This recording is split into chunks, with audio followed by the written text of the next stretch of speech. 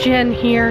As you can see by the Seas sign behind me, I am here in Epcot outside the Seas with Nemo and friends because we've never done just a full tour of just this pavilion, I guess you would call it. So that's what we're gonna do today. We're gonna go in, ride the ride. I'll show you everything that's currently open and available inside, and hopefully see some fun fish. Follow along.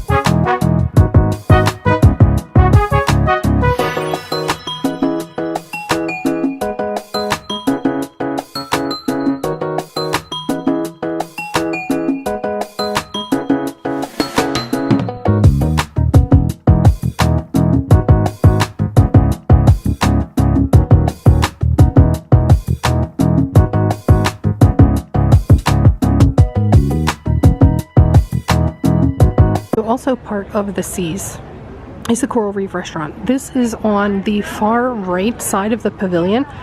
You enter right over here. As you can see where the monorail track is, it's directly under that. This is still open right now. Lee and I have never actually eaten here. I don't like seafood at all, and I don't really like the smell of seafood. So that's the main reason why. Maybe someday. So there's currently two ways to enter the Seas. You can go through the entrance to the ride queue, which is what we will be doing. Or when you walk towards the left, you can see the sign that says the Seas with Nemo and Friends Sea Base. If you follow this all the way around, there's an entrance into the store and just the aquarium if you didn't want to ride the ride. They also have this giant, it's basically just a piece of art, a statue. But lots of people take photo ops with this, and it's so much fun. And can you hear the birds behind me? Mine. I love walking in here with just all the fish, and you have Squirt and Crush and Mr. Ray and Marlin and Nemo and Dory and just all the characters. It used to be many years ago just generic fish, but when they rethemed it, everybody became a Nemo character. So when you first walk in, you start out on land, you're at the beach. You're getting ready to go visit the characters. So you hear the sounds of the beach. They have the sand, the grass, all the signs. It even transitions from a beach into a boardwalk. So the queue is partly what's supposed to be sand, and then the rest is like boardwalk. I love it in here. The beautiful thing about Disney is the surf conditions are always just swell. Then we leave the boardwalk and the beach and we take a dive underwater. And here's where the queue changes. And you have the water projections, and it's made to look like you're underwater. And the queue here, where it was a boardwalk theme before, it's now rusted looking as if you were on a wreck underwater. They also have the silverfish projecting on the screen that pop up and make different designs and do a little almost pre-show for guests who are waiting for the ride when the queue is full. So then you hit merge, where when Fast Pass is available, that's where Fast Pass comes in, and you hit the second room. And this room doesn't have the projection screens, but it has the boat. Can you see it? I'm gonna touch it. So if you think about the significance of this boat, that is because the ride picks up right after the boat picks up Nemo.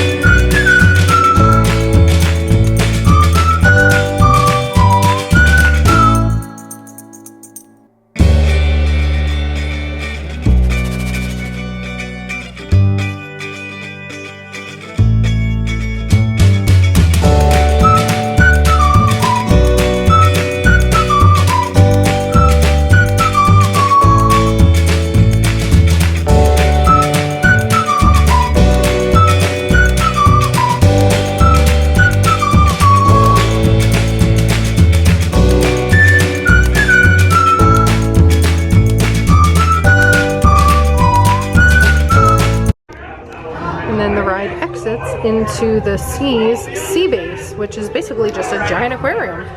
So we're going to start off by heading directly to the right. I know I say always go left, but I'm being bad and going right today. So this is the aquarium that the fish are swimming around when you're doing the Big Blue World song and the EAC. So the EAC is that tunnel, and this tunnel is the Big Blue World scene.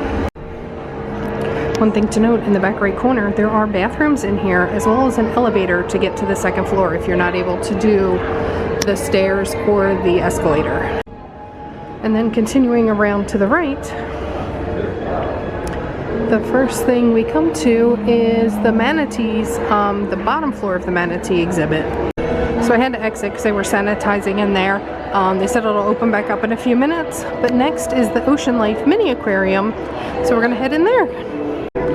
This one just has a bunch of small tanks of actual fish. Of course, don't see a single fish in this one. This one might just be a tank of coral, because that's live coral. That is so pretty. Oh my gosh, I love this. I love coral, like reef tanks. They're so pretty. They're a lot of work to maintain, but the colors are just amazing. And look at the yellow on that. Oh, it's so vibrant. And the blue tangs and the, I don't know what kind of tang that is. And the sea urchins. There's snails, there's tons of snails. There's anemones of like every color under the sun. And the clownfish, just hanging out underneath. And this is a starfish. Can't remember what kind of starfish. Very cool looking. There you go, now you can get a better look at them. Very neat. And there's just one other guy. One fish in here. That's it. Actually, I found a third fish. Looks like a little grouper almost. Just hanging there. Completely missed him the first time I walked by because he's the same color as the ground. Wild. Oh, that's a big boy under there. And I got ousted for cleaning again. They're like cleaning every single touch surface, so that's really good to know. Very impressed. So then they have the lockout chamber. I remember years ago, there used to be a diver that would like go in there every once in a while. They haven't done that in years though. So it opened back up. Literally was no less than 5 minutes. It was nothing. And I realized this first tank isn't empty. It's an eel tank. And he is just sitting here chilling. Not giving a care in the world. This tank is gorgeous. Look at the colors in this. Anemone, I guess it is. Or is that coral? I can't tell what that is. Yeah, I think it's a bunch of anemone attached. Oh no, I can't tell if that's the actual coral or not. Oh, hello. Now this screen is just a screen. I don't know if they actually ever did anything in here, but it's just like random fish floating by. It's like an interactive screensaver, or just a screensaver. Oh no, this fish is cool looking. It's a lionfish. Very cool. And then there's a big one in the bottom. And it's interesting because some of these, like the coral in here, look fake. This looks all like cement painted to look like coral, where in some of the other tanks, it's like legitimate real coral. What is he doing? Did you ever wonder what the underside of a starfish looks like? There you go. It's a mess. But I love this tank too. So they have the needlefish, and they have the crawfish. Oh, there's some seahorse. There's seahorses in there. Oh, I can feel my phone burn. So once you come out of that little Ocean Life aquarium, right by where the lockout chamber is, a lot of times there's someone standing out doing educational stuff. So even though it's socially distanced and it's not as hands-on as it used to be, you can still get some education in. And just past that is Bruce's Shark World, which is basically the kids' jungle gym that is closed right now because obviously it's extremely difficult to keep clean. So hopefully soon that will reopen again. And then also closed is Turtle Talk with Crush. Now sometimes when they have enough staffing, they will open it and allow you to go into, because there's 2 aquariums in there. There's a shark nursery, and I forget what the other one is, and then an eel tank. You can actually see the eel tank right there. But it's only like, kind of like pop-up, like limited time magic when they are able to have enough people to let you go in. Totally missed this when I got off, but right at the exit to the ride, there's Finding Dory's Friends, a fantastic scavenger hunt. And it's a little booklet that you can use inside. So I grabbed one because I've never done this before. So basically you follow the maps and read Dory's rhymes for each area, then search for clues to figure out which friend Dory is trying to remember. At times I forget, but it's okay. Just look for a friend who can help find the way. And so the first one is Dory. So basically you find her sticker and put it in the spot. Ooh, there's a lot in here. Exciting. I did it. I found Dory. I've already been through level 1, so let's head upstairs and see if we can find a couple more. Now, most of the clues are on level 1. There's only 3, D, E, and F on the second floor. The dolphins are out. Oh my gosh, and they are playing with the guests. Like, legitimately. Like, they're playing like hide and seek with this kid. It's amazing. Oh, I think there's 3 dolphins in there. Oh, cool. So, I took the escalator up. Right when you first get off the escalator is the top half of that same aquarium. Dolphins are such divas when it comes to attention. Oh my gosh, look at them. Like the dolphins I think are having more fun than the people are right now. One swim away. He's done with his close-up, Mr. DeVille. The 3 sections are marine mammals, the nursery, and the undersea viewing. The marine mammals is the manatee section. We'll hit that before we head down. The nursery is after this. So this is the undersea viewing. It's where you can see the dolphins, the sharks and rays, the sea turtles, and the reef fish. And we're gonna hit that one up first. Well, hello there. What's up? Well, that is a cool looking shark. This guy's just like chilling like a villain. So it says, guess what? I remember I have 2 more friends who live in the undersea viewing area. My friend has black spots just like marble, they say. The name of her species is the blank hyphen blank blank. And totally cheating and looking at the shape of the sticker, so it's clearly a manta ray. Then there's a second one in this area that says, he reminds me of Bruce, so what memories he'll spark. He's the oh so much smaller, this cute blank blank. And it's one of the sharks, obviously. Oh, look at the fish are coming by. Hello!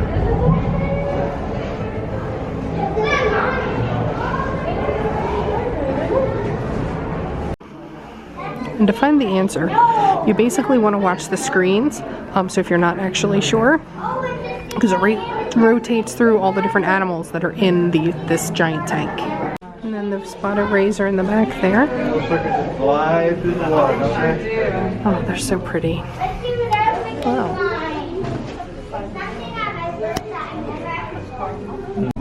Hey, the rays coming right for us. Sweet, I should get a good view of them.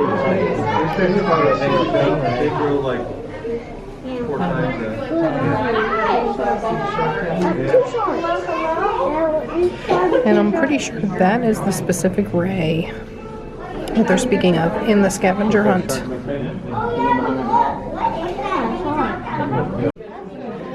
And then of course, as my ray friend comes by again, you want to keep your eye out for hidden Mickeys, because this is like a really obvious one, but there are a couple other ones hidden throughout. And the dolphins are still swimming around playing. It's so hard to see, but one's already in the back. Oh no, he's coming back through. He decided to come back and say hello. Oh, they gave me a sneak attack. I wasn't ready. Looks like all 3 are coming by to say hi. It really is. Oh, they're so cute. I love them. I love dolphins. Everything about them. Hi. I love you. So as we exit the undersea viewing, you get to see the far side of that tank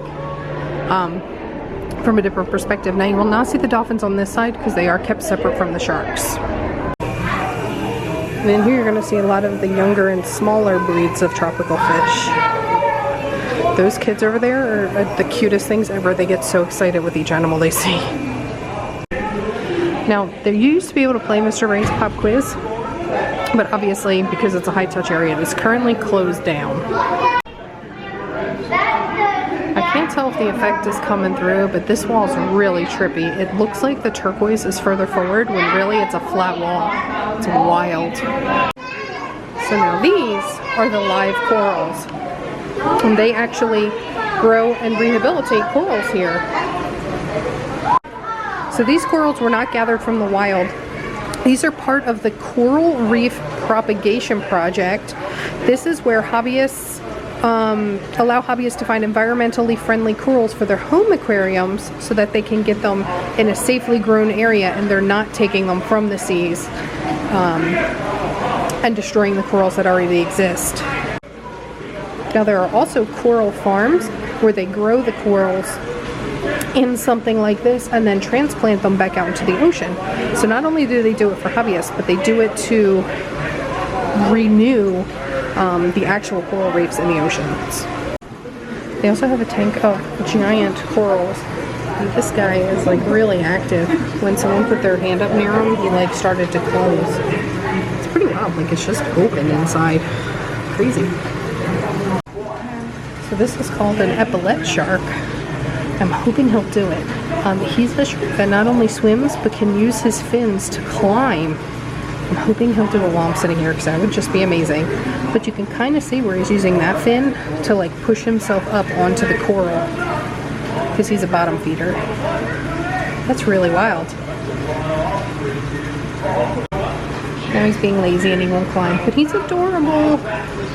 Then next to him is the bubble tip anemones, and those are the ones in the back there, and that's what the clownfish hide in.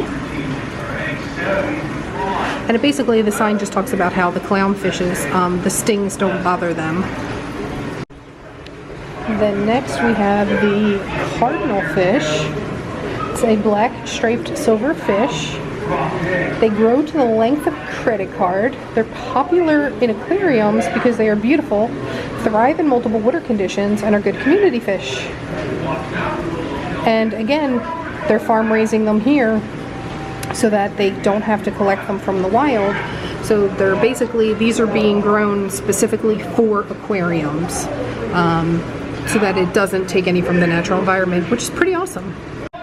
They also have some chairs in here. There's a bunch of people sitting here, and they have like a little educational video going around. I've never actually sat and watched it because I'm always running through.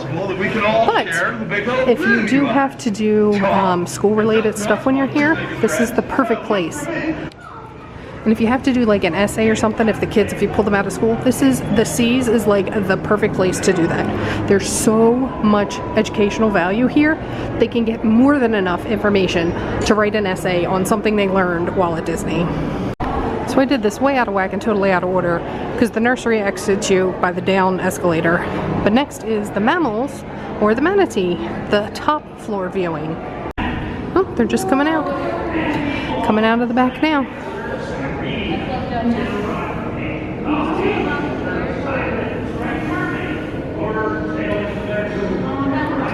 So these two have been here a very long time. One for 7 years, one for 11. If you're ever curious, their information is up top. Little Joe was orphaned, was brought here as an orphan, and Lou was brought here as a boat strike. Lou, you can easily tell because it took half of his dorsal fin, so he's missing most of his dorsal fin. So now we're going to head back down the stairs and hit the last inside of the sea base thing to do, and that's the gift shop. And the gift shop is also the exit back to Future World too, just so you're aware. The cool thing is, if you're looking specifically for Finding Nemo merch, this is probably a good place to come because they have a lot of it here. Now they have stuff that's not just, like they have Pixar and Disney other toys, but it's a lot, it's mostly geared towards the sea type things. Finding Nemo, Little Mermaid. They have a lot of the mine themed shirts. Oh, haven't seen this before. The mine hoodie. Oh, that's awesome. I love that. And this is an adult hoodie. So it is $49.99. I just wish everything wasn't white. They have the kitchen towels, the socks, the baby clothes, salt and pepper shakers, cups. kids' clothes, everything, pool floaties, whatever you need. They have a small selection of plushes. Once Upon a Toy World of Disney has much better selections. Even some of the gift shops at the hotels have better selections. Small section of tchotchkes, some ornaments, keychains, jewelry, pins, buttons, things like that. Obviously all the different, they'll have a random assortment of hoodies on cold days. So they have the Mine one, that's just the retro Walt Disney World, and the Pixar one. A small selection of pins. It's a little random here what pins you're going to get, so it's not always the same ones. And they just have a small Pixar selection as well, with a small selection of the Pixar line. Now, take note, the merch in that store is subject to change. The only merch you're pretty much guaranteed to find in there is the Finding Nemo merch. Everything else kind of rotates through random stuff of whatever they have available. Now that is a picture. That is beautiful. That spotlight is giving me the most amazing lighting. Oh, except the glare on my glasses is really bad. But that's gonna do it for me here. Figured I'd hang out with Nemo and Marlin while I did my outro. But in case you ever wondered, that is the Seas with Nemo and Friends. Obviously, things may change if they're able to increase capacity and open more up here in the parks. But for now, that's everything that's open and everything that is available. I also had to take my glasses off because they're fogging up really bad. So I hope this isn't blurry because it looks blurry to me. I can't tell if it is or not. But if you guys like these videos, please click that subscribe button, tap the like, and ring that notification bell so you always know when a new video is headed your way. Thank you so much for watching, and now we're on to the next adventure. Bye guys!